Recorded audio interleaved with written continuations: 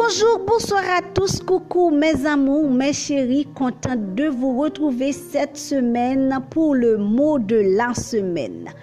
Vous êtes prêts? On y va. Le mot de cette semaine, mes amours, c'est bien la maîtrise de soi. La maîtrise de soi, c'est la capacité de contrôler ses émotions, ses sentiments et ses réactions dans différentes circonstances de la vie. C'est se dominer, c'est garder, mes amours, son sang-froid. La maîtrise de soi inclut également notre capacité à dire non aux choses qu'on veut réellement, aux choses désirables comme la nourriture, les drogues, le sexe sans responsabilité. Là, je parle pour les ados surtout, les enfants de 16, 17 ans, 15, 16, 17 ans. Et c'est dire non aux excès, par exemple les excès de table, et non également à la passion fou pour les jeux, etc. Maintenant, pourquoi est-il important, mes amours, d'avoir une très bonne maîtrise de soi? Tout d'abord, un enfant ou un ado qui possède une bonne maîtrise de lui-même ne réagit jamais à chaud.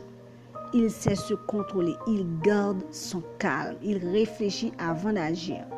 Il évite ainsi de tomber dans les excès générés par des émotions comme la colère. Souvent, les amours, on se met en colère, pas vrai? Comme la colère, l'envie, la jalousie, la vengeance et même la joie.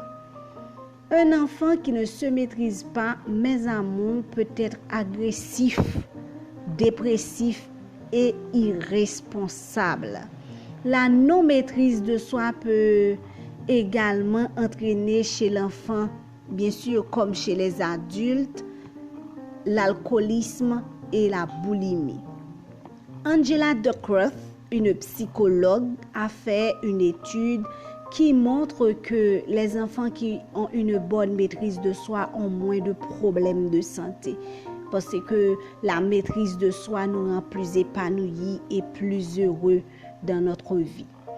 Alors, chers parents, enseignez à vos enfants la maîtrise de soi. Et vous, les enfants, apprenez à vous contrôler. Maintenant, chers parents, comment enseigner aux enfants la maîtrise de soi? 3 grands principes pour le faire. Premièrement, lui apprendre le bien et le mal. Pour ceux, j'ai pas besoin de faire de commentaires. Pour ceux qui lisent la Bible, lisez Galates 6, verset 7. Premièrement, lui apprendre le bien et le mal. Deuxièmement, lui apprendre quelles sont les priorités dans la vie. Encore pour ceux qui lisent la Bible, Philippiens 1er, verset 10. Et troisièmement, donner l'exemple. Jean 13, verset 15. Donc, chers parents, donnez l'exemple à vos enfants. Gardez votre calme pour gérer les crises à la maison, pour gérer le stress causé par le travail, pour gérer les malentendus avec les voisins, avec le mari à la maison, etc. Donc, donnez l'exemple. 3 grands principes, chers parents, comme rappel. Lui apprendre le bien et le mal, lui apprendre quelles sont les priorités de la vie et ensuite donner l'exemple.